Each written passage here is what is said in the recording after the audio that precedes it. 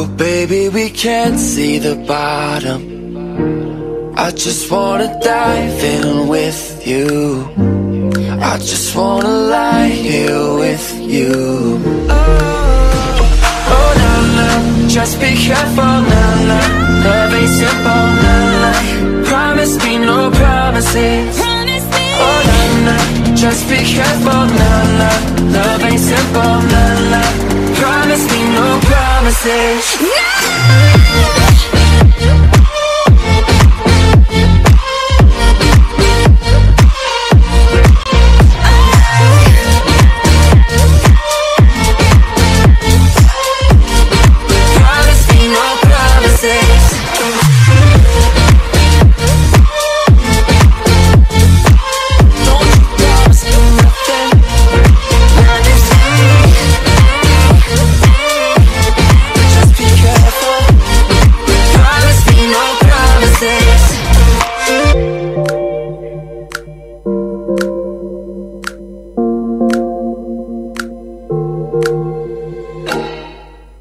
Sembilan 94,3 FM Radio Tidar.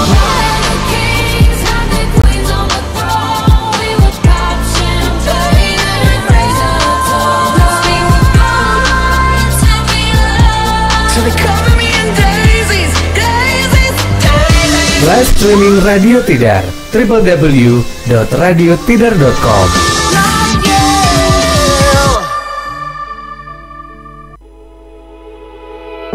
Ingatkan dirimu yang pernah menyakiti aku. Kau kecewakan aku, tapi ku maafkan salahmu. Kini berganti kisah, ku menyakiti dirimu. Tapi apa yang terjadi? Kau meninggalkanku. Izinkan aku untuk terakhir kalinya semalam saja bersamamu, mengenang asmara kita.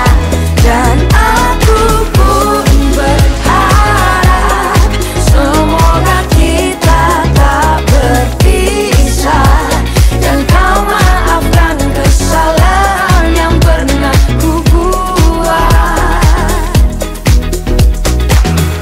Ingatkan dirimu yang pernah menyakiti aku. Kau kecewakan aku, tapi ku maafkan salahmu. Kini berganti kisah, ku menyakiti dirimu. Tapi apa yang terjadi? Kau meninggalkanku. Izinkan aku untuk terakhir kalinya semalam saja bersamamu, mengenang asmara kita. Dan aku pun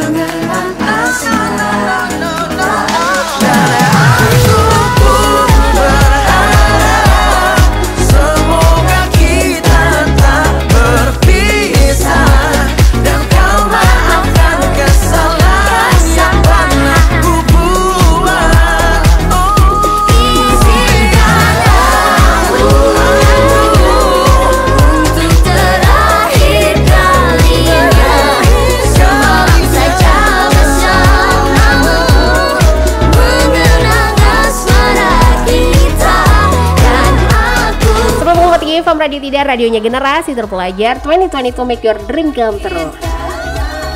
Ya, sekarang masih barengan sama Luna di ngantor ya, tapi Luna nggak sendirian nih. Nah, Sobat Tidar, kesehatan memang nikmat terbesar yang wajib kita syukuri dengan terus kita jaga. Mau lebih sehat, nah harus banget nih ya. Stay tune barengan sama Luna dari jam 11 ini sampai nanti jam 12 siang di program Ngantor. Karena hari ini adalah Rabu Sehat bersama Rumah Sakit Umum Syubanul Waton, dan edisi Rabu 16 Maret 2022 hari ini bakalan membahas tentang serba-serbi penyakit stroke bersama Dr. Retina Nariswari, Tantra SPN, spesialis syaraf nih. Selamat pagi dokter. Ya, selamat pagi. Sehat pagi hari ini? Alhamdulillah sehat. Nah, kita bakalan ngobrol-ngobrol nih Sobat Tidar tentang stroke ya. Dan sedangkan stroke sendiri ini berdasarkan data WHO tahun 2016 nih ya, adalah penyakit yang menempati peringkat ketiga penyebab kematian di Indonesia. Stroke juga menjadi peringkat ketiga penyebab utama kecacatan di seluruh dunia. Aduh. Dan walaupun stroke begitu dekat dengan keseharian, tapi Luna yakin ya masih banyak yang belum paham tentang stroke itu. Nah, stroke itu penyakit yang gimana sih dok? Oke, sebelumnya ya, stroke itu kan sebenarnya penyakit pembuluh darah ya, dimana dia itu merupakan gangguan dari fungsional otak ya, dimana bisa terjadi secara vokal, artinya sebagian ataupun global secara menyeluruh, dimana ini tuh terjadinya secara akut, maksudnya tuh secara akut mendadak tiba-tiba kayak gitu. Itu baru dinamakan stroke seperti itu. Oke, sedangkan tanda-tandanya stroke tuh gimana sih dok? Oke, jadi sebenarnya kalau stroke itu sendiri itu kan sebagian besar secara garis besar ya itu dibagi menjadi dua dulu. Yang dinamakan stroke infark, biasanya kalau di masyarakat itu stroke sumbatan kayak gitu. Sama stroke yang perdarahan atau stroke hemorrhage seperti itu. Itu seperti itu, ada dua. Nah, kemudian kalau misalnya dari gejala-gejalanya itu memang macam-macam ya. Biasanya kalau pasien datang ke rumah sakit itu ya mayoritas ada muncul pelo kayak gitu, cadel bicaranya. Kemudian juga ada yang perot, kok nggak simetris nih wajahnya nih. Kemudian juga ada kelemahan di setengah badan, kanan atau kiri salah satunya. Kemudian juga ada, nggak harus ada itu juga, bisa cuma kesemutan muncul di setengah badan ataupun rasa tebal, getibel di setengah badan juga, itu juga bisa gejala-gejala yang sering muncul pada pasien dengan stroke. Dan biasanya disebabkan sama apa sih dok? Kalau disebabkannya ya, penyebabnya itu juga macam-macam ya. Biasanya pasien itu juga ada riwayat hipertensi sebelumnya. Hipertensi yang baik itu yang sudah terkontrol, maksudnya yang rutin minum obat, maupun apalagi yang tidak terkontrol, itu lebih cenderung lebih besar. Kemudian juga ada penyebabnya itu ada pasien-pasien yang dengan diabetes mellitus seperti itu juga ada. Oke, berarti kalau misalnya udah punya hipertensi dan suka marah-marah gitu harus was-was juga nih ya. Oh iya, kenapa harus marah-marah? Itu harus ini harus rutin berobatnya, rutin kontrol untuk pasien-pasien memang sudah ada riwayat-riwayat penyakit tersebut. Kalau misalnya dari gaya hidup atau pola makan gitu berpengaruh juga nggak sih dok? Itu sangat berpengaruh juga, karena kan sebenarnya memang punya faktor resiko ya stroke itu ya. Faktor resikonya sendiri kan ada yang memang sudah dari sananya, udah nggak bisa diubah ya. Kemudian ada juga yang bisa diubah. Kalau yang tidak bisa diubah kan contohnya kayak usia, kemudian jenis kelamin, itu kan genetik, habis itu dari rasnya kan memang udah dari sananya, kita udah nggak bisa ngutak-ngatik. Berarti kalau dari keturunan itu juga bisa? Bisa seperti itu, karena genetik juga. Kemudian kalau yang masih bisa diubah, contohnya seperti itu obesitas, itu kan masih bisa kita ubah ya dengan cara apa? Dengan cara olahraga, dengan cara pola hidup sehat dari faktor makanannya.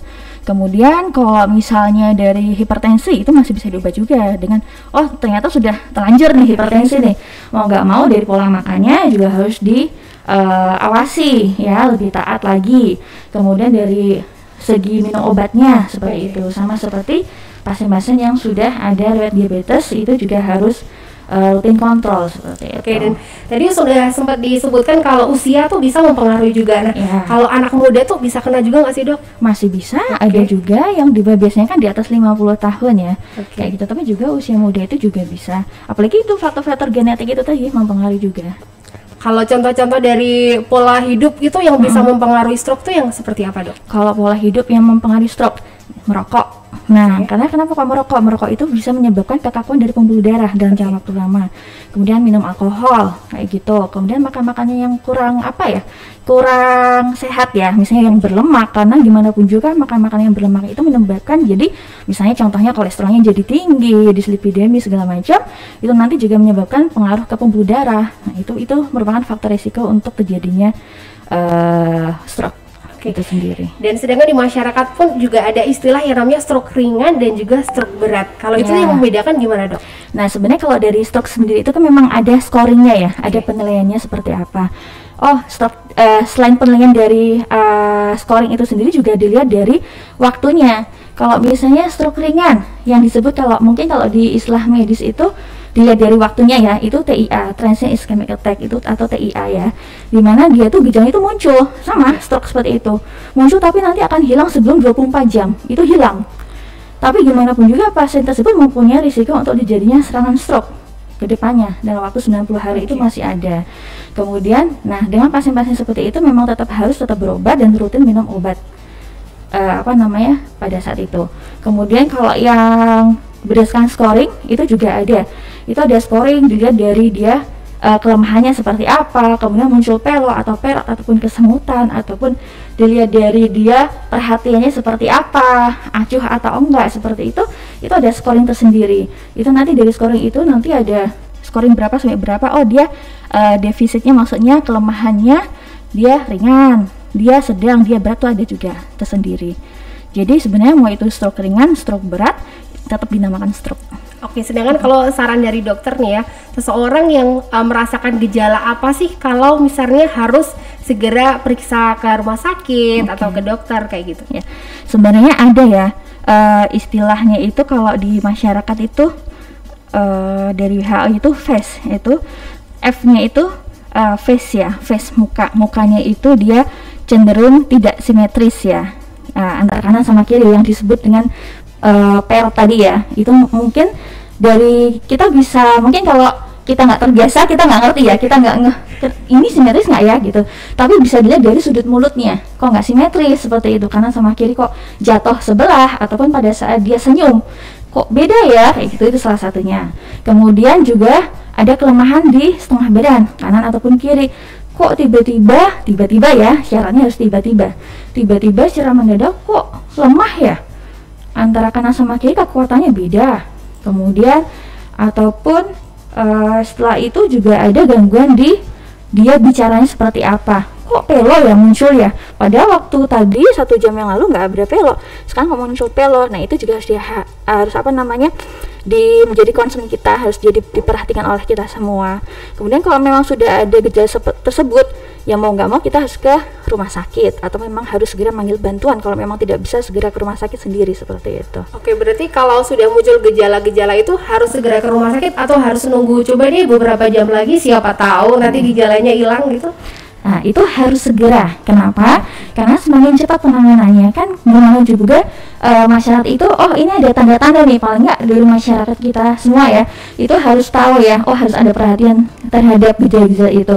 Karena walaupun oh ini kita curiganya stroke, ya oke lah, nanti setelah sampai di rumah sakit akan dinilai oleh medisnya seperti apa. Oh benar nih stroke, karena semakin cepat dia tertangani, nanti untuk outcome-nya, keluarannya si pasien itu akan lebih baik dibandingkan nanti sudah terlalu lama seperti itu. Berarti harus segera gitu lebih baik ya. Tapi ada juga tuh terkadang masyarakat yang masih awam gitu loh, walaupun udah muncul gejala-gejala seperti itu, tapi ya udahlah gitu aja. Ya itulah makanya kan memang harus tetap disosialisasikan.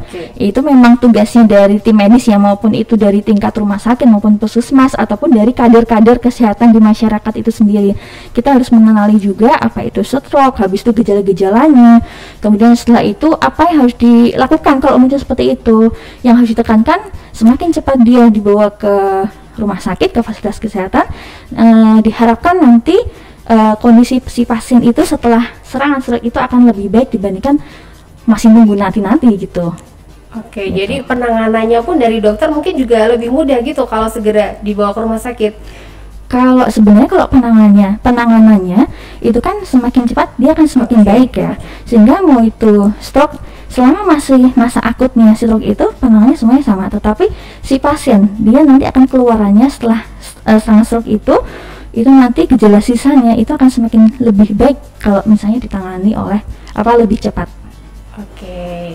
Nah, Sobat Tidar nih buat kamu ya, ini ngobrol-ngobrol seru tentang stroke yang pastinya bermanfaat banget. Walaupun kamu mungkin, aduh aku masih muda nih, tapi nggak mungkin juga nih kena stroke. Jangan gitu juga Sobat Tidar. Nah, buat kamu nih yang mungkin pengen bertanya tentang stroke, silahkan gabung.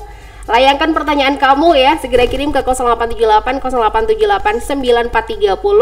Dan kamu juga nih yang mungkin aku lagi nggak ada radio nih, bisa banget gabung via streaming ya di Instagramnya Radio Tidar @radiotidar_fm. Oke, dan Sahabat Tidar, Rumah Sakit Umum Subhanul Waton melayani berbagai pelayanan medis mulai dari kebidanan dan kandungan, penyakit dalam, hemodialisa, poligigi, kesehatan anak, bedah umum, rapid antigen dan PCR, telekonsultasi isoman, fisioterapi dan eras hingga paket tes narkoba. Didukung dengan fasilitas kesehatan yang canggih serta dokter dan tenaga kesehatan yang berpengalaman, telah mendapatkan akreditasi utama dan telah menjalin kerjasama dengan Badan Penyelenggara Jaminan Sosial atau BPJS Kesehatan dan Ketenagakerjaan untuk memberikan pelayanan berkualitas kepada seluruh lapisan masyarakat di area Magelang dan sekitarnya.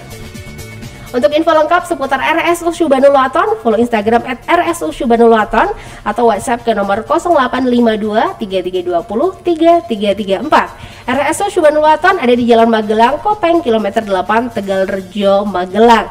Dan sahabat Tidar jangan kemana-mana ya, nanti Luna bakal balik lagi dan masih bersama dengan Dr. Retina Nariswari Tantra, SPN, spesialis syaraf dari Rumah Sakit Umum Subhanul Waton. 94,3 FM Radio Tidar.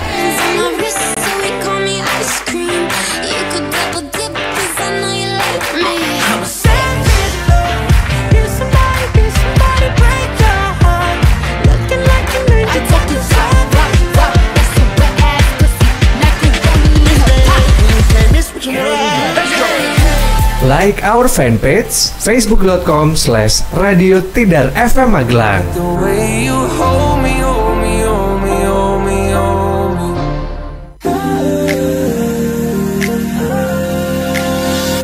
Hari ke hari terbayang dia lagi, masih ku cari satu hati yang pasti, yang tak ingkar janji, tak buat sakit hati lagi. Aku sadari cinta yang ku jalani berujung lirih, sulit hati untuk nikmati cinta sendiri. Lelah jalani kisah yang sama, berputar di rasa yang lara, inginnya cinta berujung indah, namun berakhir sama. Pahami semua yang terjadi, cinta terus begini karena dia yang main hati. Harus bagaimana?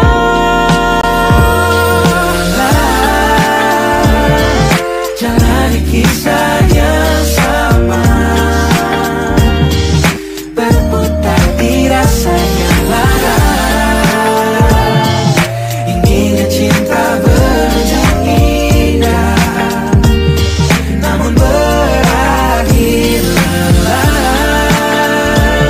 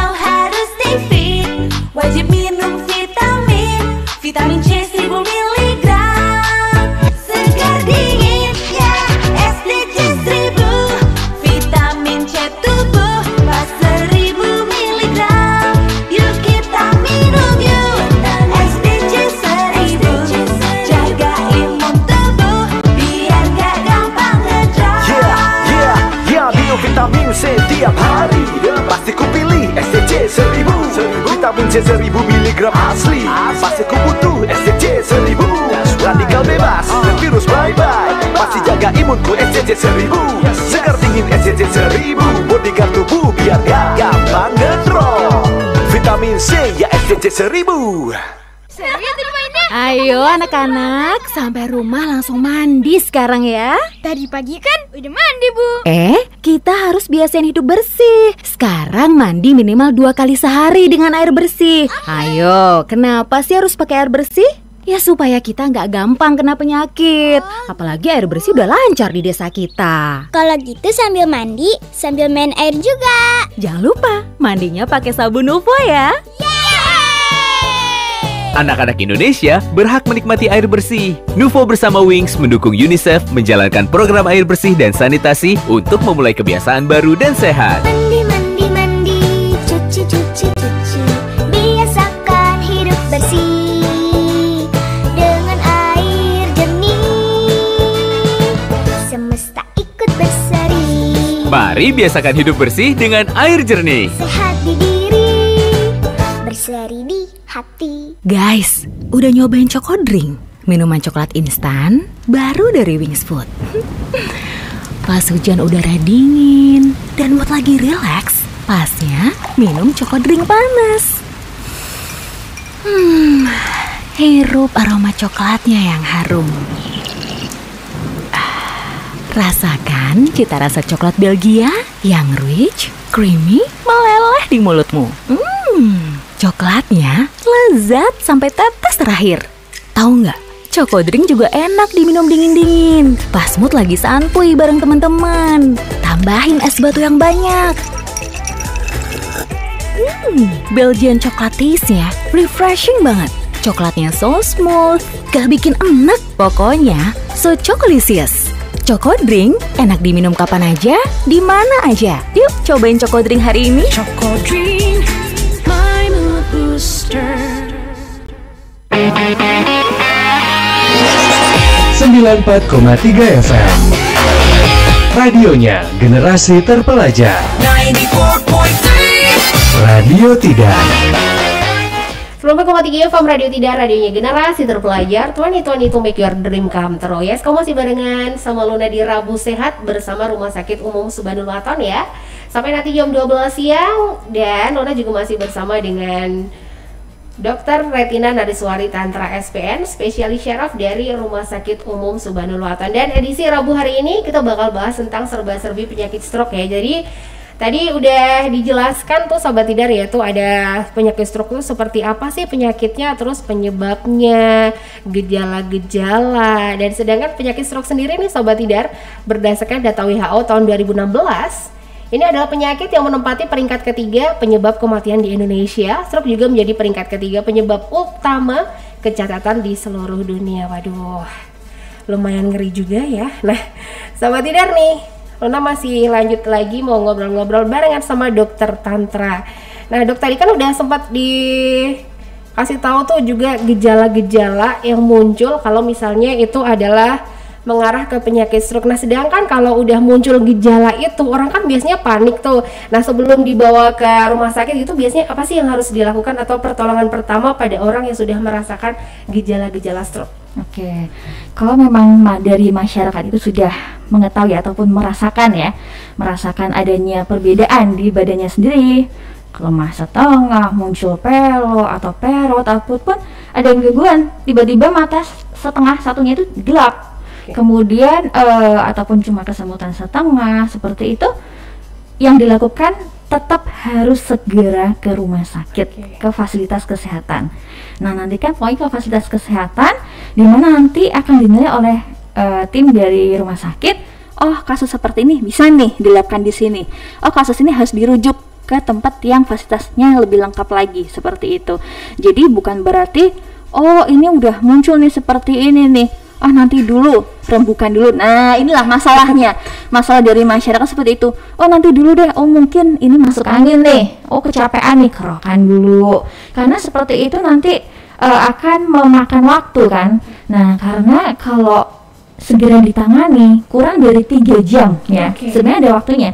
kurang dari 3 jam dari pertama kali dia muncul gejala, itu nanti diharapkan bisa lebih baik dibandingkan nanti lebih dari itu. Memang ada toleransi sampai 4,5 jam dari pertama kali dia muncul gejala seperti itu.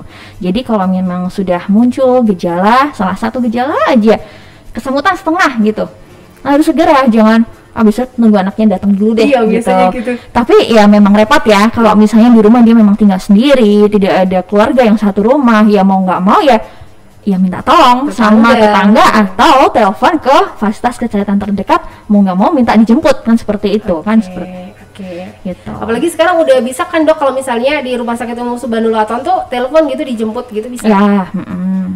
Nah sedangkan banyak juga yang menganggap ini paling kecatit doang gitu. Nah itu masalahnya kan. Aduh, nanti deh rembukan dulu musyawarah, ngumpulin anaknya dari mana kumpul dulu musyawarah nih, gimana nih bapak ibu nih, kayak gitu. Ataupun karena kecapean aja nih, istirahat dulu, ataupun karena masuk angin, kerokan dulu. Itu memakan waktu, menghabiskan waktu. Karena memang kalau memang benar-benar stroke, itu nanti akan menimbulkan kecacatan seperti tadi yang udah dibilang ya, memang menimbulkan kecacatan ataupun bahkan kematian. Karena memang stroke itu memang dalam waktu beberapa hari itu memang masih bisa terjadi penurunan, masih fluktuatif. Dia sekarang kayak gini nih, tapi tiba-tiba nanti dia menurun, keluhannya nanti kelemahannya awalnya masih bisa ngangkat tangan nih, tapi tiba-tiba dengan berjalannya waktu dalam 2 hari 3 hari seperti itu dia bertambah berat pun bisa. Jadi kemarin masih bisa diangkat walaupun udah berbeda, sekarang kok nggak bisa ya, cuma digerakin geser kanan kiri, itu masih bisa. Seperti itu. Jadi memang masih muncul, masih bisa untuk terjadinya lebih parah lagi dari gejalanya. Jadi kadang ada tuh orang yang jatuh dari kamar mandi gitu terus langsung stroke gitu. Nah kalau misalnya kasusnya jatuh, ini kita harus benar-benar tahu ya, jatuh dulu baru karena jatuh terbentur dia terjadi sesuatu di otaknya, misalnya perdarahan di otaknya menyebabkan jadi lemah setengah, ataupun dia merasa pusing dulu baru jatuh. Nah pusingnya itu sebenarnya karena udah serangan stroke, karena pusing dia jatuh. Nah itu baru. Tapi kebanyakan orang menganggapnya ini tuh stroke jatuh dari kamar mandi ya, gitu. itu nggak apa-apa, makanya tetap harus dibawa ke fasilitas kesehatan terdekat, akan tetap dinilai sama tim medisnya seperti apa. Karena kalau memang sudah muncul gejala seperti itu ke arah stroke, mau nggak mau nanti akan dilakukan CT scan kepala, karena memang gold standarnya penegakan diagnosis untuk stroke itu menggunakan CT scan kepala. Nah sedangkan stroke ini sebenarnya bahaya nggak sih dok? Dikatakan bahaya atau enggak, itu bahaya. Seperti tadi udah disebutkan di depan. Kenapa? Karena dia akan menyebabkan kecacatan dan bahkan kematian. Nah seperti itu. Nah seperti apa sih yang cacat dan seperti apa yang menyebabkan kematian? Nah itu tadi kan udah dikatakan ya, dia akan berat ringannya dan dia munculnya serangannya itu sumbatan ataupun perdarahannya itu terjadi di mana ya, kita nggak bisa memprediksi kan. Letaknya di otak bagian depan nih, otak bagian belakang nih, ataupun di batang otaknya nih, ini lebih parah nih kayak gitu, itu nggak tahu. Jadi memang tergantung dia letak sumbatan ataupun perdarahannya di sebelah mana kayak gitu. Semakin dan lokasinya di mana dan seberapa luasnya. Semakin dia luas kejadian yang ada di otaknya, semakin dia parah juga. Jadi dalam masyarakat juga ada yang bilang kalau stroke itu adalah penyakit lumpuh kayak gitu ya. Dan mungkin nggak sih dok kalau misalnya dia terkena stroke gitu, serangan stroke, tapi langsung lumpuh semua gitu? Mungkin nggak kayak gitu? Kalau misalnya itu memang setengah dulu. Karena memang dia menyilang ya, dia menyilang. Sesuatu terjadi di otaknya sebelah kanan, dia akan terjadi sebelah kiri, seperti itu kelemahannya. Kemudian kalau yang dikatakan penyakit lumpuh, memang bisa karena salah satu gejala tandanya itu memang ada kelemahan. Tapi kan sebenarnya kalau lumpuh itu kan banyak penyebabnya. Dia memang karena adanya infeksi nih, bukan stroke ya, infeksi di otak ataupun infeksi di daerah tulang belakang ya, medula spinalisnya, seperti itu memang bisa menyebabkan jadi lumpuh. Jadi banyak, ataupun dulu dari jatuh nih, kecelakaan jadi lumpuh, berarti kan bukan karena stroke-nya seperti itu. Jadi lumpuhnya karena apa dulu nih, seperti itu. Tapi memang salah satu gejalanya itu ada kelemahan setengah. Terus kalau nih orang tersebut tuh udah mati separuh gitu tubuhnya, kira-kira masih bisa balik kayak semula atau paling nggak bisa digerakin gitu nggak dok? Nah itu tadi, semakin dia cepat dibawa ke fasilitas kesehatan, semakin cepat dia ditangani dengan obat-obatan yang sesuai dengan tipe stroke-nya, nanti diharapkan kecacatannya itu ataupun gejala sisa ya istilahnya, gejala sisa pasca dari stroke-nya itu dia akan lebih minimal. Dan gimana sih caranya? Oke, selain dengan obat-obatan itu ya, dia harus konsumsi obat-obatan, dia juga harus dilakukan adanya exercise, fisioterapi. Nah, seperti itu. Dengan kita tetap menggerakkan itu diharapkan dia akan semakin melatih ototnya agar lebih kuat. Karena kalau stroke itu kan contohnya stroke sumbatan ya. Stroke sumbatan tuh dia kalau bahasa medisnya stroke infarct, dia sudah ada kematian sel di otaknya. Yang mati itu ya udah mati. Jadi fungsi yang di bagian mati dia akan mati. Tetapi gimana caranya kita memaksimalkan fungsi dari sekitarnya. Nah, dia akan menstimulasi sel-sel otak agar tetap berkembang sehingga nanti fungsi-fungsi yang tadi yang sudah mati itu akan distimulasi, dirangsang agar menjadi lebih baik. Seperti itu. Oke, jadi masih ada harapan sembuh juga nih buat yang kalau ini dimaksimalkan, maksudnya tetap ada usaha-usaha agar kelemahannya itu menjadi lebih minimal seperti itu. Oke, nah sedangkan nih Dok, kalau misalnya udah dia terkena stroke, kalau di rumah sakit Subhanul Waton tuh biasanya pengobatannya seperti apa? Oke, kalau misalnya pengobatannya, kalau secara obat ya itu tetap dimasukkan ya, itu mau itu stroke sumbatan maupun stroke perdarahan, dimanapun juga mau nggak mau pasien itu harus tetap opnam, karena obat-obatannya itu memang ada yang melalui suntikan seperti itu. Kemudian selama opnam itu pasien memang sudah harus dilakukan fisioterapi, jangan sampai terlambat, karena fungsi dari fisioterapi itu sendiri itu memang untuk menstimulasi tadi itu sel-sel agar dia berfungsi lebih baik lagi, merangsang fungsi yang tadi sudah mati itu tadi, sehingga nanti diharapkan lebih baik lagi, bisa tadinya kekuatannya cuma bisa geser, dengan adanya fisioterapi dan minum obat-obatan dia menjadi bisa diangkat walaupun tidak sama antara kanan dan kiri. Dan di Subhanul Waton itu sendiri juga ada timnya ya, ada bagian rehabilitasi medis di mana nanti itu tetap diajarin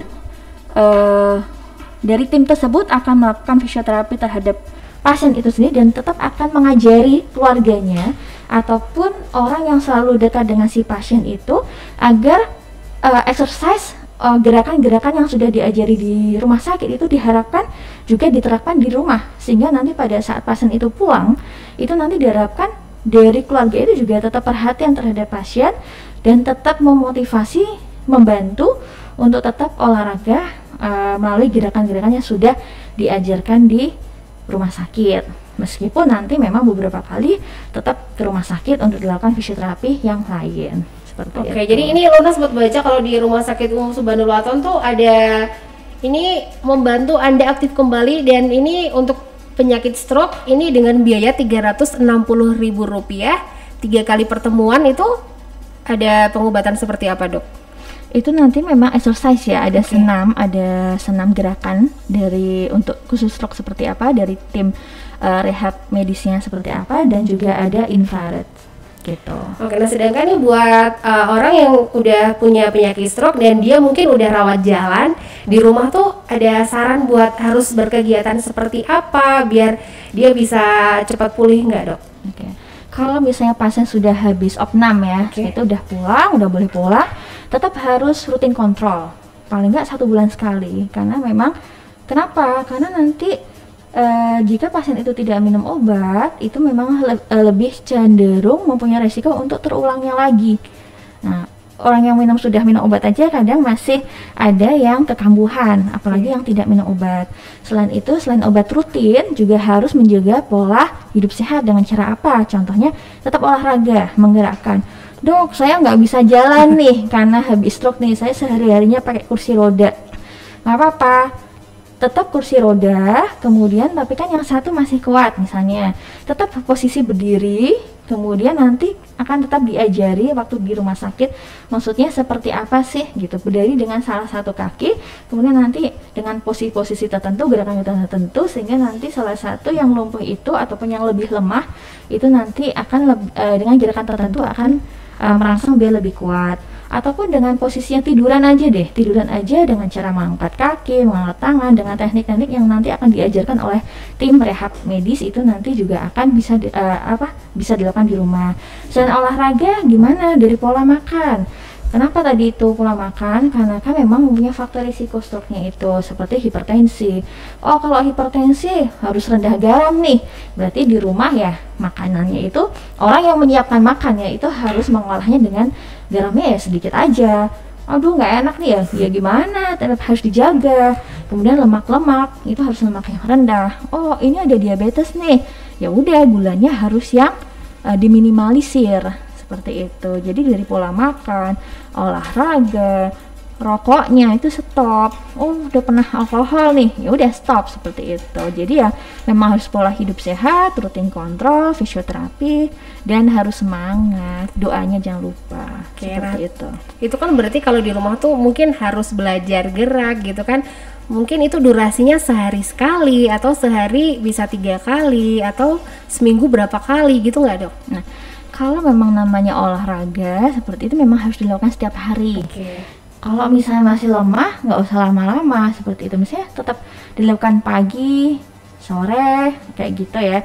Dengan durasi misalnya 5 menit, 10 menit itu cukup gitu. Tapi soalnya kalau memang tidak dilakukan gerakan, kan ada nih ya, misalnya ya, orang habis kena stroke, ada yang kena jadi depresi dalam jangka waktu panjang. Maksudnya kok aku kayak gini sih, nggak berguna lagi sih, ada di masyarakat dan banyak yang seperti itu gitu. Berarti kan dari keluarga itu memang harus perhatian ya, masih memotivasi si pasien agar tetap semangat untuk melakukan gerakan tersebut. Aduh, ini nggak kuat nih, kayak gitu. Misalnya tangan kiri lemah, aduh nggak ngapa-ngapain, padahal dia masih bisa, masih bisa mengangkat tangan, masih bisa melakukan aktivitas. Memang antara kanan sama kiri beda gitu. Dari keluarga terdekat, orang-orang yang berada di dekat si pasien memang harus memotivasi. Jadi jangan dibiarkan, udah ini lemah nih, diem aja, jangan. Tetap harus dipakai. Ambil apa sesuatu, menggunakan tangan yang lebih lemah itu gitu. Oke, nah nanti kita bakalan lanjutin lagi, kira-kira stroke tuh bakalan merembet ke penyakit lain nggak sih? Tapi tunggu dulu ya. Sekarang Luna mau ngingetin kamu nih yang pengen nanya tentang stroke, silahkan gabung di 0878 0878 9430. Nanti bakalan dijawab langsung sama Dokter Tantra SPN spesialis syaraf dari Rumah Sakit Umum Subhanul Waton nih. Dan kamu juga bisa gabung bareng sama kita via streaming ya di @radio-tidar-fm. Dan ya, sahabat Tidar, Rumah Sakit Umum Subhanul Waton ini melayani berbagai pelayanan medis mulai dari kebidanan dan kandungan, penyakit dalam, hemodialisa, poligigi, kesehatan anak, bedah umum, rapid antigen dan PCR, telekonsultasi isoman, fisioterapi dan eras, hingga paket tes narkoba. Didukung dengan fasilitas kesehatan yang canggih serta dokter dan tenaga kesehatan yang berpengalaman, telah mendapatkan akreditasi utama dan telah menjalin kerjasama dengan Badan Penyelenggara Jaminan Sosial atau BPJS Kesehatan dan Ketenagakerjaan untuk memberikan pelayanan berkualitas kepada seluruh lapisan masyarakat di area Magelang dan sekitarnya. Untuk info lengkap seputar RSU Subhanul Waton, follow Instagram @RSU Subhanul Waton atau WhatsApp ke nomor 0852 3320 334. Layanan rawat jalan di 0293 2911 900. RSU Subhanul Waton ada di Jalan Magelang, kilometer 8, Tegalrejo, Magelang. 94,3 FM, Radio Tidar.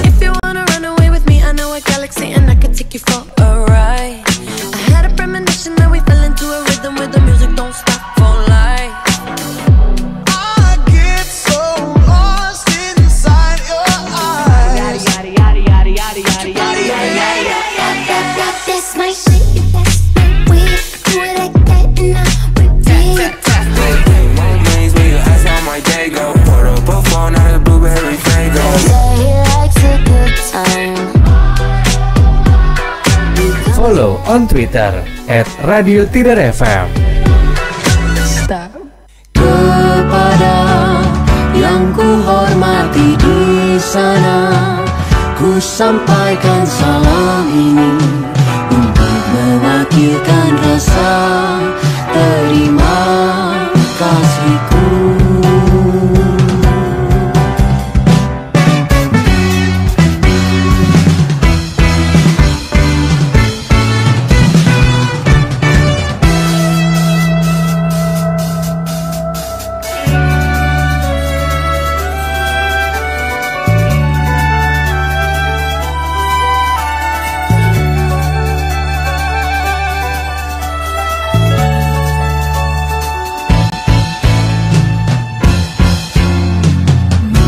pagi menyambut hariku, berlagu dengan gaya nadamu. Di mana aku di sini, rindu akan nyawaimu. Semesta riang tersenyum merekah, lagumu bagai semangat di jiwa.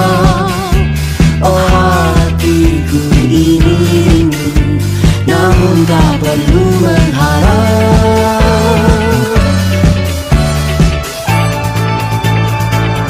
Mari bernyanyi bersama dalam sedih senang riang, ayunan pesona jiwa dan berpesta. Ingat metropolis, oh mesin waktu menembus masa lalu. Dan aku pun kan terkenang melihat gaya pesona dalam nyanyian bahagia yang kau cipta. Semesta memberi damai, terima kasih padamu, oh Bujangga. Jikalau ada kuda dalam hati, terbesit dalam air dan api, nadamu akan selalu menjadi warna hidupku.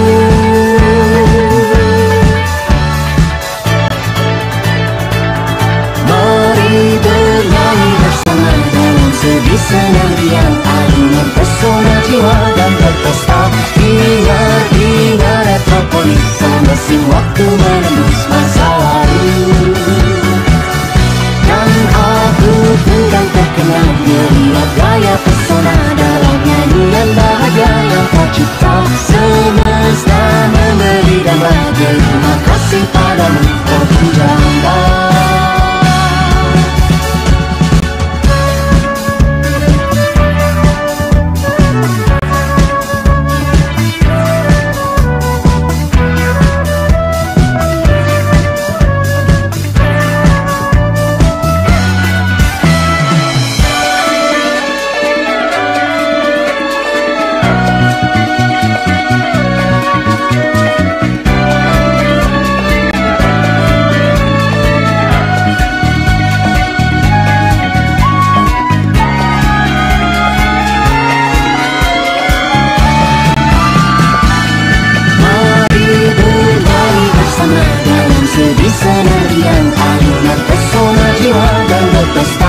Ingat metropolis, oh mesin waktu menembus masa lalu.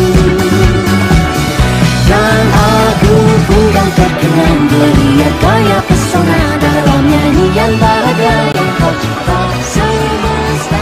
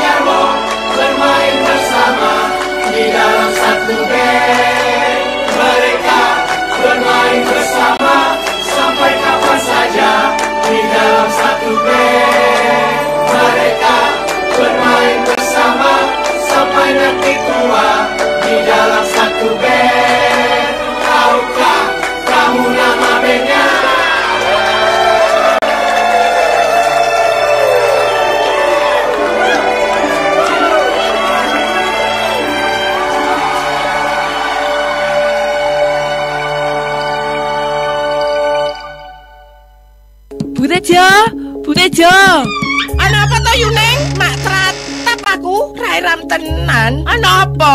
Butejo, iki mambu apa? Emange mambu.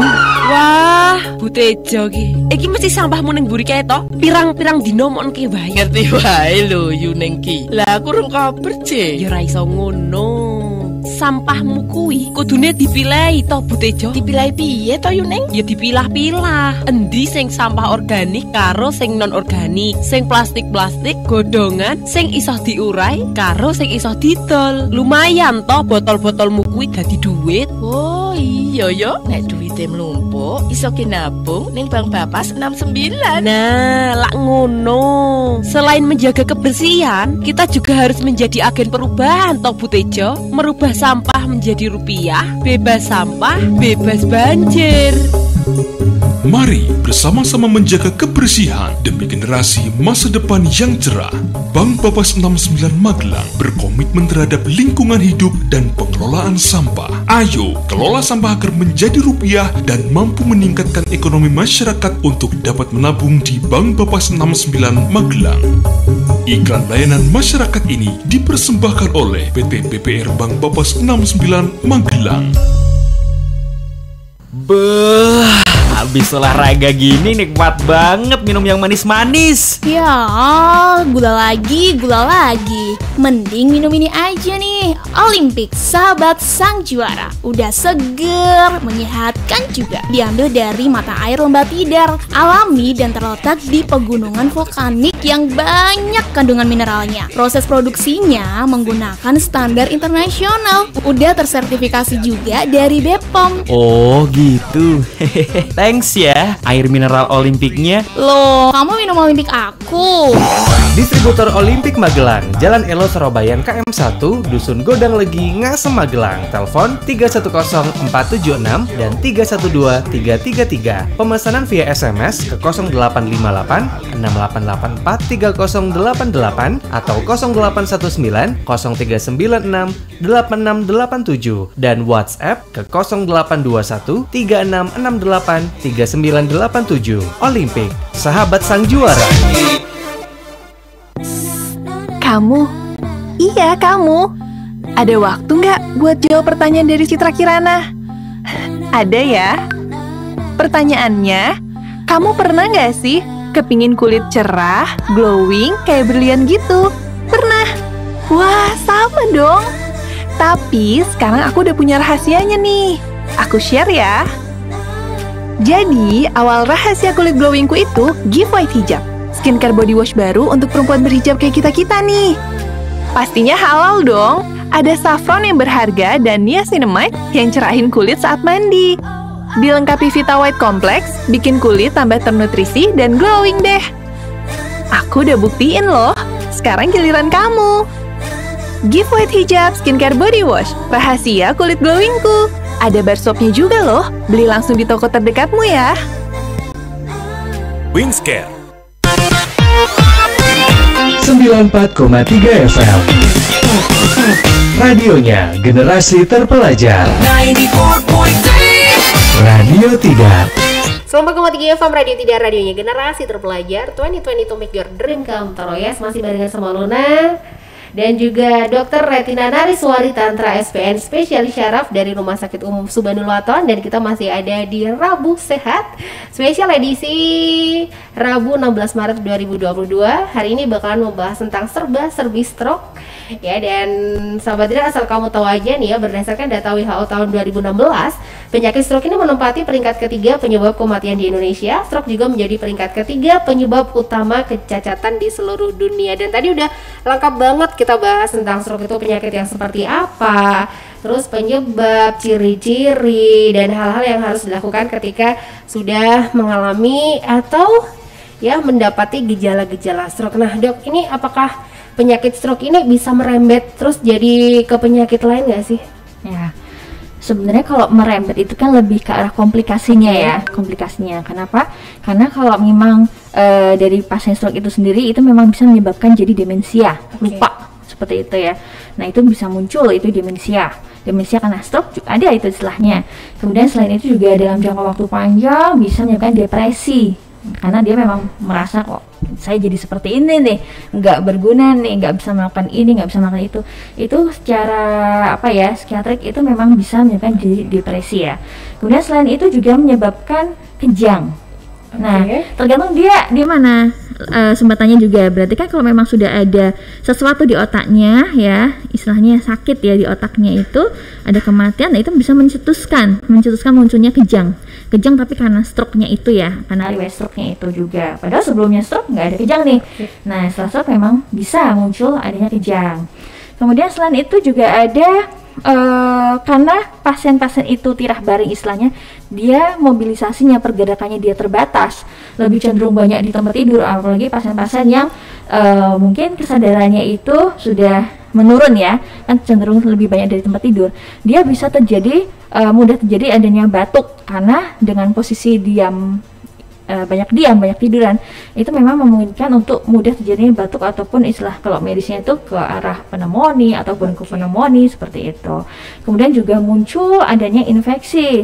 Nah, infeksinya itu apa? Mungkin infeksinya lebih ke arah adanya luka yang terjadi akibat banyaknya tiduran, cenderung kurangnya mobilisasi, kurangnya pergerakan, lebih banyak berbaring sehingga karena badan itu menumpu pada tempat tidur secara dalam jangka waktu lama, itu bisa menyebabkan jadi luka-luka, itu bisa menyebabkan jadi infeksi juga seperti itu. Jadi nanti selain itu juga bisa menyebabkan adanya gangguan di peredaran darah di daerah kaki, biasanya itu istilahnya DVT, itu nanti itu ada gangguan kurangnya pergerakan itu, apalagi ada rewel stroke itu gangguan peredaran di daerah kaki, nanti namanya DVT, ada gumpalan yang menggumpal di daerah pembuluh darah kaki sehingga itu menyebabkan adanya nyeri, kemudian tanda-tandanya kemerahan, bengkak, itu juga karena kurangnya pergerakan.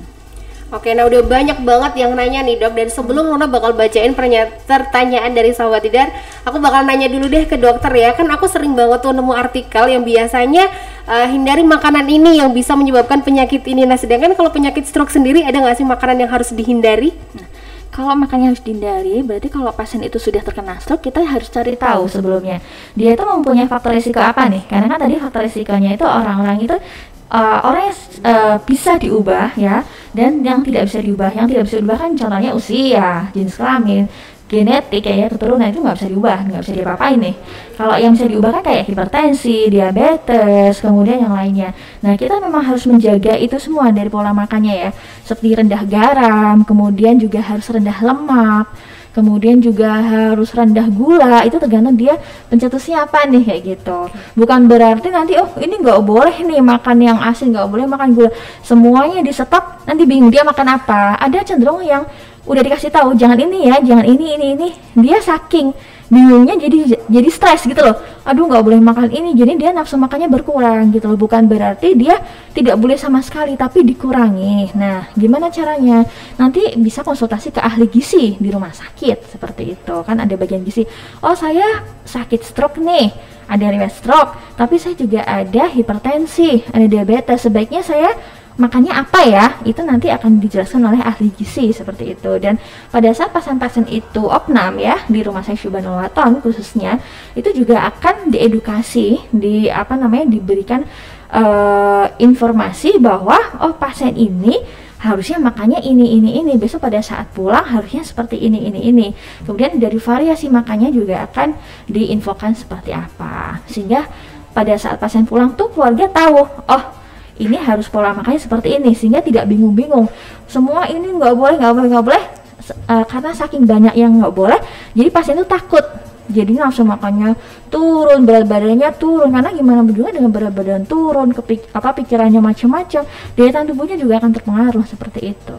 Oke, berarti nggak bisa dipukul sama rata, tergantung kondisinya masing-masing juga. Iya, gitu. Oke, dan saatnya nih aku bakal bacain pertanyaan kamu yang sudah pada masuk di 0878 0878 9430 ya. Dokter, aku mau nanya nih, dari Trini Mertoyudan, pernah kena syaraf kejepit di bagian tulang belakang, kok masih sering kambuh ya dok? Apakah nggak bisa disembuhkan total? Oh ya, ini saraf kejepit yang beda ya sama yang bahasan kita hari ini tentang stroke. Kalau saraf kejepit itu apakah memang benar saraf kejepit ya? Kalau istilah medisnya itu kan HNP ya. Nah, itu saraf kejepit itu juga memang banyak, ada beberapa derajatnya. Oh, derajat ringan, sedang, berat seperti itu. Nah, kalau memang disembuhkan, kita harus lihat dulu seperti apa. Nah, kalau memang kalau kita ngasih obat ya, obat-obat minum itu untuk mengurangi gejalanya yang muncul. Nah, kemudian seberapa parah nih gejala yang muncul nih? Oh, dia merasakan kesemutan aja atau merasakan nyeri. Nah, nyerinya macam-macam juga, nyeri yang bagaimana nih? Oh, nyeri yang gini. Kemudian muncul juga gejala kayak baal, tebel-tebel nih. Sebatas apa juga nih? Sebatas pinggang kah? Atau sampai ke bagian jari-jari kaki? Nah, itu tergantung juga seperti apa. Jadi kalau ditanyakan bisa disembuhkan total atau enggak, kita harus tahu juga dia gejalanya spesifiknya seperti apa, tipenya seperti apa, kemudian tanda-tanda itu yang diperiksa oleh tim medis itu seperti apa, kemudian dilihat dari hasil CT scan, karena memang gold standar kalau memang itu saraf kejepit itu menggunakan CT scan, itu seperti apa, kemudian dia sudah minum obat, udah fisioterapi nih, bisa ya dilakukan fisioterapi juga di rumah saya Subhanallah juga bisa dilakukan fisioterapi untuk gangguan di tulang belakang, gangguan saraf kejepit itu juga bisa. Nah itu kita juga tetap melihat dia sudah melakukan semua yang edukasi oleh tim medisnya, tapi ternyata dia dalam kesehariannya masih kurang pas posisinya. Ya apa sih kalau faktor-faktor pencetusnya? Bisa dia angkat berat lebih dari 5 kilo nih yang dilakukan terus menerus kayak gitu, ataupun dia sering dorong, sering narik beban yang berat, ataupun perubahan posisi, misalnya dia ada di jongkok ke berdiri kurang pas, posisi dia duduk kesehariannya, posisi dia perubahan posisi dari tiduran duduk ke berdiri itu kurang pas, ataupun dia memang ada, dia semuanya udah baik tapi dulu ada riwayat jatuh pada saat zaman dulu 7 tahun yang lalu, 8 tahun itu memang faktor risiko, itu menyebabkan pergeseran, menyebabkan kejepit dari sarafnya, itu juga bisa, sehingga tergantung dia seperti apa sih parahnya, seperti itu. Oh seperti ini menggunakan obat, oh seperti ini harus kayak gini, seperti ini harus operasi, seperti itu, sehingga kita lihat dulu seperti apa. Oke, selanjutnya dari Rizal di Candi Mulyo nih ya dok, apakah kalau udah ada gejala stroke terus ke rumah sakit itu harus opnam apa enggak sih? Nah yang dinamakan stroke ya, stroke tadi kan ada 2 ya, stroke sumbatan dan stroke perdarahan ya istilahnya ya. Kalau yang dinamakan stroke sumbatan itu masa akutnya itu selama 7 hari ya. Jadi memang kita harus memonitor selama 7 hari itu. Kenapa? Karena masih bisa terjadinya penurunan. Nah, sekarang ini sadar nih, 2 hari kemudian kok jadi ngantuan nih, berarti kan ada penurunan kesadaran nih, berarti kan mau nggak mau harus dirawat. Dan kenapa kok dirawat? Karena obat-obatannya itu memang melalui, selain obat minum ya, memang melalui obat-obat yang suntikan, melalui infus seperti itu, baik itu yang stroke sumbatan maupun yang stroke perdarahan. Nah seperti itu. Oke, selanjutnya nih, kalau ini dari Yogani Mertayudan, Dokter Tantra mau nanya dong, apakah stroke tuh bisa menghilangkan ingatan nggak ya dok? Oke, kalau menghilang ingatan itu bisa. Nah tergantung nih, dia di sebelah mana sumbatannya. Oh ingatan di bagian depan nih, tergantung, karena kan otak itu kan fungsinya macam-macam ya. Ada fungsi untuk memori, untuk ingatan, untuk kognitif, untuk pendengaran, untuk pergerakan, untuk penglihatan. Jadi setiap titik itu ada fungsi berbeda-beda antara kanan sama kiri seperti itu, tergantung dia nyumbatnya di mana. Nah oh sumbatannya pas di bagian untuk memori, itu bisa pada saat sebelum serangan stroke dia orang yang sangat pintar, dia seorang pimpinan suatu perusahaan seperti itu. Setelah kejadian stroke dia lupa, dia nggak ingat apa-apa, dia jadi mungkin dia ingat tapi sebagian-sebagian, ataupun dia bisa bicara segala macam tapi dia jadi kayak untuk memulai sesuatu kayak bingung dulu baru dia oh iya saya mau bicara itu juga ada seperti itu. Jadi memang tergantung dia di mana letaknya juga. Oke, selanjutnya kalau ini siang dokter, izin nanya dok, apakah orang yang sering marah-marah berpotensi stroke sementara tensi darahnya tuh selalu rendah? Makasih deh buat dokter. Oh ya, karena marah-marah, nah ini kenapa harus marah-marah? Nah kayak gitu tuh, apa nggak bisa diselesaikan tanpa marah-marah nih? Sebenarnya kalau marah-marah itu memang bisa mencetuskan ya, maksudnya mencetuskan untuk terjadinya biasanya tekanan darahnya yang terpengaruh. Marah itu kan bisa menyebabkan tekanan darahnya terpengaruh menjadi tinggi, karena gimana pun juga dengan yang tinggi tapi hanya tinggi saat biasanya baik-baik aja bukan hipertensi, itu kurang resikonya dibandingkan memang ada yang hipertensi. Kalau misalnya memang ada hipertensi dia suka marah-marah, dia mempunyai resiko besar untuk jadi stroke. Kemudian kalau dia marah-marah dia akan menyebabkan jadi stres. Nah sesuatu stresor itu juga akan menyebabkan jadi kadar gula itu akan meningkat. Nah apalagi orang yang ada diabetes itu kan bahaya juga ya, kalau udah diabetes, sakit gula, kemudian ada stresor yang menyebabkan jadi pikiran, itu mempengaruhi dari kadar gula itu akan meningkat, itu faktor risiko juga untuk terjadi serangan stroke. Sehingga kalau bisa diselesaikan tanpa marah-marah kan lebih baik. Dengan sabar juga daripada marah-marah ya. Orang sabar tuh disayang Tuhan ya. Gitu. Nah nanti bakal lanjut lagi nih, jawabin. Oke. Aduh ternyata masih banyak banget nih, baru aja masuk dok. Ya udah deh, lanjut lagi. Ini ternyata banyak sekali dan Luna pilihin ya. Ini Ada Nana, dokter untuk yang orang hipertensi apa sih yang harus dilakukan agar nggak stroke? Ini agak-agak mirip sama yang barusan ya. Ya, kalau hipertensi tetap ya. Dari obatnya harus diminum secara rutin ya. Jangan sekarang minum 1 bulan minum, habis itu bosan. Ya gimana juga pasti ada rasa bosan. Tapi kan kita harus tetap konsisten ya.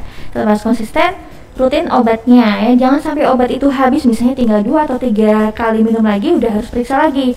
Karena nanti pada saat periksa itu nanti akan disesuaikan, oh obatnya kemarin ini responnya seperti apa sih, oh terlalu rendah nih, oh kok masih tinggi, oh berarti dosisnya harus dinaikkan ataupun ditambah dikombinasi dengan obat lain. Berarti kan minum obat rutin.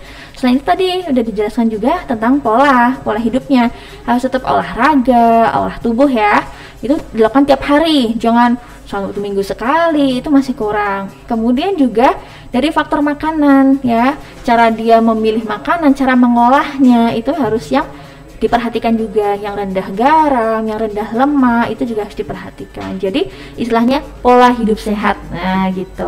Oke, dan jangan lupa jangan marah-marah juga.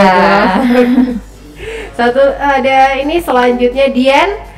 Dok, anak muda tuh bisa nggak sih terkena stroke, dan biasanya yang perlu diwaspadai itu dari mulai usia berapa? Nah, kalau anak muda itu memang bisa terkena stroke juga, karena memang tergantung tadi ya faktor genetik itu tadi ya, itu kan memang faktor yang tidak bisa diubah lagi ya, kita terima aja gitu. Tapi kan gimana caranya kalau anak muda itu ada resiko, aduh bapaknya, eyangnya kena stroke, berarti kan aku punya faktor resiko nih kayak gitu. Berarti dari usia muda, bahkan dari kecil, dari pada saat kita kecil itu harus dijaga dari polanya. Jangan sampai pada saat kecil dia sudah terbiasa untuk makan yang banyak, dia obesitas. Karena kalau sudah terjadi obesitas pada anak-anak, nanti untuk mengurangi pada saat dia remaja, dewasa itu lebih susah. Sehingga tetap harus dijaga sejak pada saat dia kecil, seperti itu.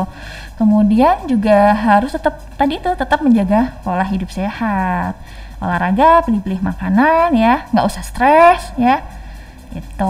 Itu pertanyaan nyambung ke pertanyaannya Lita nih dok, apakah anak muda yang sudah terdeteksi kolesterol tinggi berarti juga akan terkena stroke? Ya, kalau kolesterol tinggi itu memang salah satu faktor, yang akan menyebabkan jadinya stroke. Berarti apalagi dia ada riwayat dari keluarganya ya, jadi kan sejak dia tahu ada resiko itu, tetap harus dijaga, tetap pola hidup sehat, kembali ke pola hidup sehat, jaga makanan, olahraga gitu, jangan sampai dia dalam jangka waktu panjang tetap seperti itu ya, kolesterolnya tinggi. Karena kalau gimana pun juga di dalam pembuluh darah itu ya, sejak usia kita 20 tahun itu tuh secara normal itu sudah ada penumpukan ya, istilahnya penumpukan dari lemak, dari endapan-endapan itu memang terjadi secara fisiologis, secara normalnya kayak gitu. Dia akan sejak usia 20 tahun sudah mulai ada penumpukan lemak-lemak. Nah, apalagi kalau kita tidak menjaga itu, dengan bertambahnya usia, kita tidak menjaga pola hidup sehat, kok kebetulan ada tambah hipertensi, tambah ada diabetes, tambah ada kolesterol tinggi, dia obesitas, dia ngerokok, minum alkohol, itu kecenderungan untuk terjadinya penumpukan lebih cepat. Sehingga yang tadinya sehat-sehat aja bisa sampai usia 60 tahun, 70 tahun tanpa ada serangan stroke. Nah, itu dengan adanya faktor-faktor itu tadi tidak menjaga, di usia 50 tahun mungkin bisa terjadi serangan. Karena memang secara normal itu sejak usia 20 tahun itu sudah terjadi endapan-endapan di pembuluh darahnya. Seperti itu. Satu lagi ya dok, ini dari Watik di Nambangan. Bagaimana dengan pengobatan alternatif yang katanya bisa menyembuhkan stroke? Apakah benar bisa nggak sih dok? Nah, pengobatan alternatif tuh apa dulu nih definisinya nih? Nah, saya juga nggak ngerti ya. Yang dimaksud dengan pengobatan alternatif itu gimana? Apa pijat atau minum ramuan-ramuan atau apa? Saya nggak ngerti ya ini yang dimaksud. Nah, jadi sebenarnya kalau sesuatu stroke ya, stroke sumbatan, stroke infak, stroke berdarah itu kan memang stroke infak ya, itu sudah ada kematian di sel otaknya. Seperti tadi udah dijelaskan sebelumnya, dimana kalau sel otak itu sudah mati, berarti fungsi dari bagian itu sudah mati. Nah, jadi tinggal gimana caranya kita memaksimalkan fungsi-fungsi dari sekitarnya, sehingga nanti fungsi dari yang sudah mati itu bisa dimaksimalkan. Nah, kalau misalnya pijat, nah itu pijat apa nih? Saya nggak ngerti. Terus minum ramuan-ramuan itu Gimana caranya menstimulasi? Nah, itu sebenarnya distimulasi dengan tadi itu, seperti rehabilitasi medis yang ada di Subhanalwaton, seperti itu. Ya, dan ini kamu stroke tinggal ke fisioterapi aja ke Subhanalwaton ya, Dok. Ya. Ini biayanya 360.000 dengan 3 kali pertemuan. Ya. Dan sebelum kita closing nih, Dok, boleh deh pesan-pesan ke sahabat Tidar, apa sih yang harus dihindari atau seperti apa agar tidak terkena stroke? Oke. Kalau yang harus dihindari ya, sehingga berarti kan pencegahan ya. Pencegahan kita harus concern dulu. Sejak kita usia muda ya, itu harus benar-benar hidup sehat ya. Kita harus menjaga pola makan. Bukannya nggak boleh ya, nggak boleh makan asin, nggak boleh makan enak-enak, boleh. Tapi maksudnya harus variasi. Jangan itu aja, lemak-lemak aja, fast food aja, itu enggak. Tapi harus variasi antara 4 sehat 5 sempurna lah, seperti itu ya. Kemudian dengan bertambahnya usia itu juga harus paham ya, walaupun dia tidak ada penyakit tapi tetap harus mengurangi garam, karena usia juga semakin meningkat usia, resiko untuk jadinya serangan stroke itu juga semakin besar. Harus lebih perhatian lagi dari faktor makanannya, dijaga, olahraganya tetap rutin. Bagi yang merokok diharapkan bisa berhenti. Bagi yang minum alkohol berhenti, seperti itu. Karena kenapa? Karena itu faktor-faktor juga yang besar yang biasanya terjadi pada pasien-pasien stroke.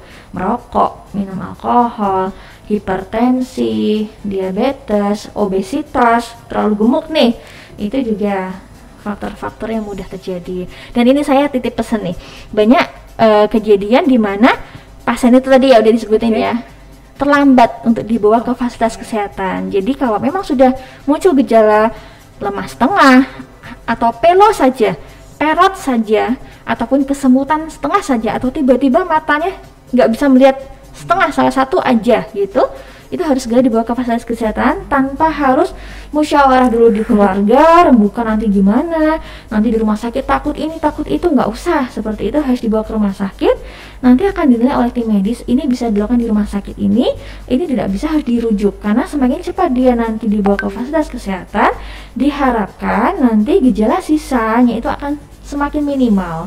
Dan nanti kalau dia minimal, dia untuk fungsi dari kehidupan sehari-harinya, fungsi dari aktivitas sehari-harinya itu diharapkan bisa maksimal. Karena gimana pun juga stroke itu menyebabkan kecacatan bahkan kematian, sehingga harus lebih perhatian ya. Tidak perlu takut, harus segera dibawa ke rumah sakit. Di rumah sakit Subhanalwaton sendiri insya Allah bisa dilakukan untuk penanganan stroke. Oke, jadi kesimpulannya nih, Dok, stroke nggak boleh ditunda, harus cepat ya. Ya betul, setuju, harus segera, tidak boleh ditunda ya. Gitu. Tadi juga sempat dibilangin sama dokter ya, kalau nggak boleh lebih dari 3 jam gitu ya, Dok? Ya gitu, tidak boleh dari 3 jam, itu nanti lebih bagus penanganannya. Oke, dan terima kasih ngobrol-ngobrolnya nih barengan sama Dr. Retina Nariswari Tantra SPN Spesialis Syaraf dari Rumah Sakit Umum Subhanalwaton. Dokter, terima kasih ya, semoga sehat selalu, Dokter. Amin, terima kasih, sama-sama, sehat-sehat selalu. Sahabat Tidar, Rumah Sakit Umum Subhanalwaton melayani berbagai pelayanan medis mulai dari kebidanan dan kandungan, penyakit dalam, hemodialisa, poligigi, kesehatan anak, bedah umum, rapid antigen dan PCR, telekonsultasi isoman, fisioterapi dan eras, hingga paket tes narkoba.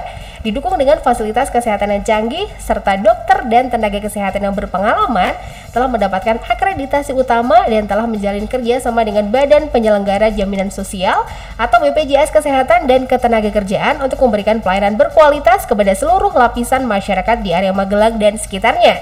Untuk info lengkap seputar RSU Subhanalwaton, follow Instagram @RSU Subhanalwaton atau WhatsApp ke nomor 0852 3320 3334, layanan rawat jalan 0293 2911 900.